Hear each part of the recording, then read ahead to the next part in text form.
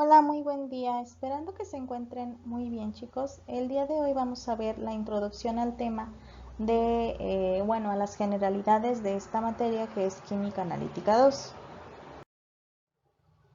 Para comenzar, vamos a observar este mapa conceptual donde vamos a poder distinguir la clasificación de las técnicas del análisis químico, donde vamos a tener tres tipos de clasificaciones. La primera clasificación va a ser según el tipo de información que necesitamos encontrar.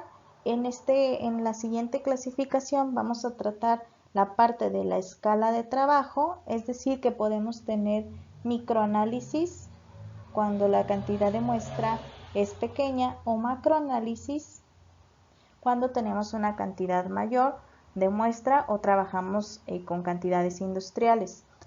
Sin embargo, la clasificación que vamos a ver el día de hoy tiene que ver con el fundamento de las técnicas, donde vamos a distinguir dos tipos de técnicas en el caso del análisis químico de nuestra área química analítica. Las primeras son las técnicas clásicas. Estas técnicas clásicas se dividen a su vez en técnicas cuantitativas y técnicas cualitativas. Este tipo de técnicas seguramente las vieron con anterioridad y era cuando nosotros realizábamos titulaciones, por ejemplo, o cuando hacíamos análisis gravimétrico.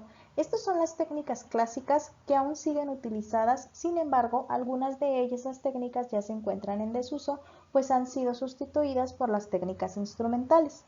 En las técnicas instrumentales vamos a distinguir tres tipos. Los métodos ópticos, que a su vez se van a distinguir en espectroscópicos y no espectroscópicos, los métodos electroquímicos y los métodos cromatográficos.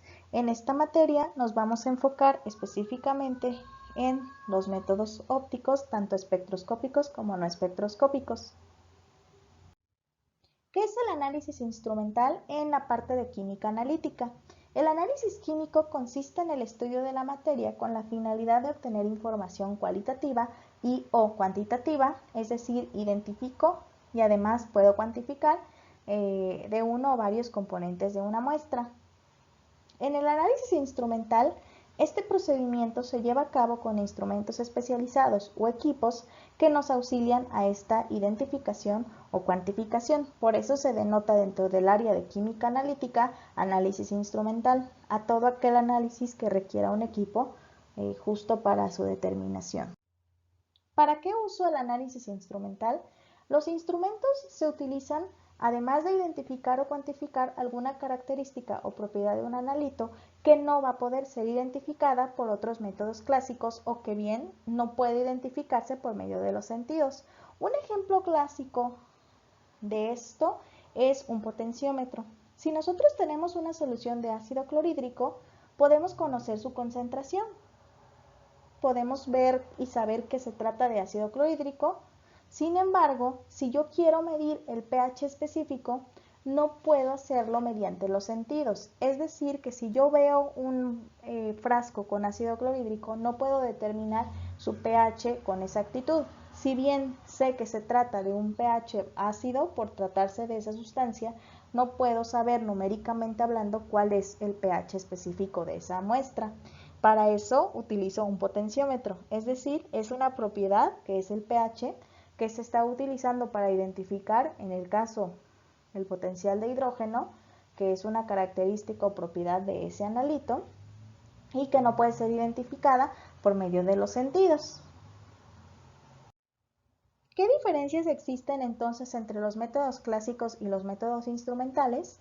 Pues como lo mencioné con anterioridad, los métodos clásicos son aquellos, si se ve en la pantalla, en la que nosotros hacemos con nuestras manos, no utilizamos ningún equipo, pero si me voy a la parte química, los métodos clásicos se llevan a cabo forzosamente con una interacción materia-materia. ¿Qué significa esto? Una reacción.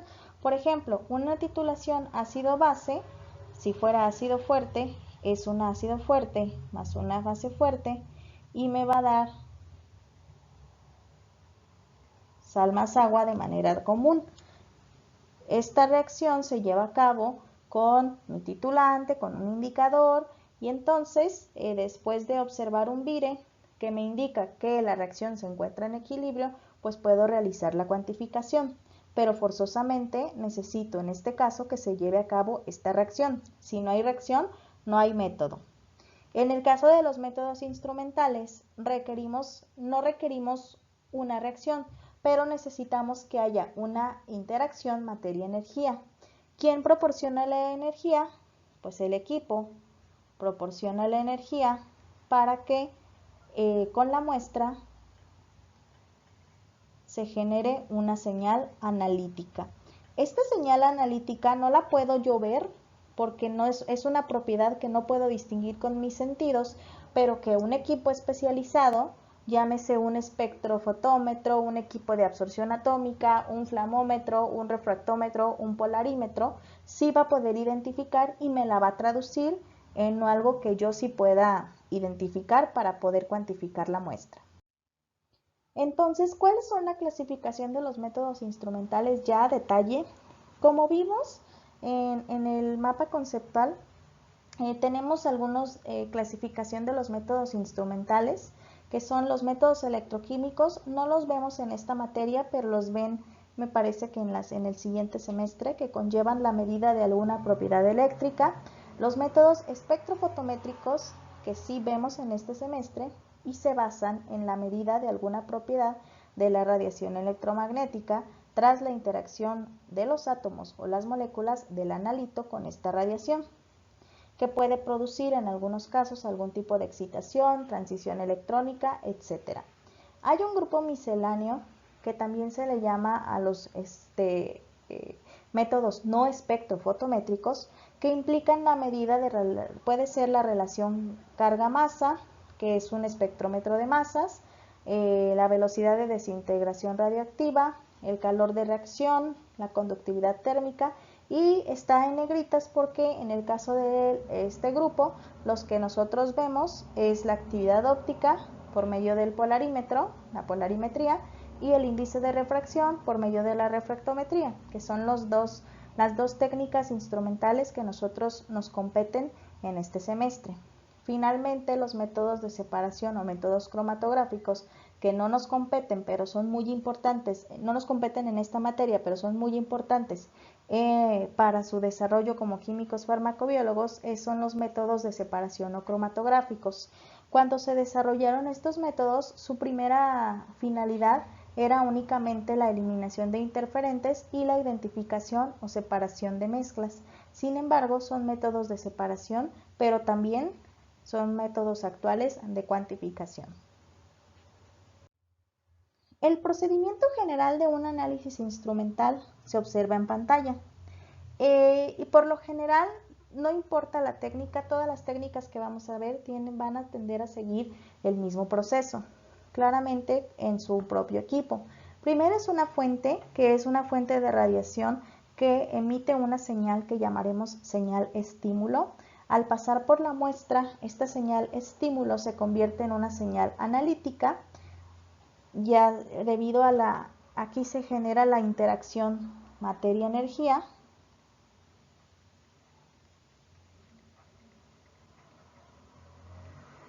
Y después de esta interacción materia-energía, se da la señal analítica que llega al detector. Como su nombre lo indica, el detector detecta, valga la redundancia, y como resultado de este detector va a convertir la señal analítica, por lo general, en a lo mejor alguna otra señal eléctrica que se procesa para que nosotros podamos observar la señal. Es decir, por medio de algún espectro, de algún número o de alguna aguja moviéndose, de alguna escala numérica. Lo importante es que después del detector hay un sistema de lectura que procesa la información del detector para convertirla en la señal que el equipo me da y que yo traduzco para poder determinar la concentración del analito concretamente. La señal analítica allí nos la definen como el valor de alguna propiedad física o físico-química del objeto de estudio o analito, la cual depende de la concentración de dicho analito, ¿sí? En este caso, la señal analítica y la concentración siempre se encuentran directamente relacionadas. Y en la mayoría de los casos, hay una proporción, es decir, están relacionadas proporcionalmente, una aumenta y la otra también. La otra fuente, bueno, específicamente cada uno de los componentes tenemos una fuente de radiación, emite la energía radiante para generar la señal estímulo, la muestra. Por lo general la muestra se deposita en un componente transparente a la radiación, es decir, un material que no me afecte o que no sea afectado con la radiación de la fuente de radiación, y por lo general se le llaman cubetas o celdas y va a contener a la muestra. El detector recibe la señal de la radiación electromagnética y la va a convertir en una señal eléctrica proporcional a la intensidad de la radiación que recibió. Y el sistema de lectura es la escala, que puede ser una aguja, un registrador, dígitos, o en una computadora algún espectro, que va a transformar la señal eléctrica del detector en la señal que el operador, nosotros, podamos interpretar. ¿Qué ventajas tienen los métodos instrumentales? Son altamente selectivos, son altamente específicos, cuentan con mayor exactitud y precisión que los métodos clásicos porque tienen menor error humano al tratarse de que un equipo es el que maneja la muestra. Son más rápidos en la mayoría de los casos y tienen la capacidad de detectar menor cantidad de analito. Algunos equipos tienen capacidad de detección de hasta partes por billón, o sea que detectan muy poquita cantidad de analito en la muestra, cosa que no sucede en el caso de los métodos clásicos, que algunos métodos clásicos sí tienen esta contraparte.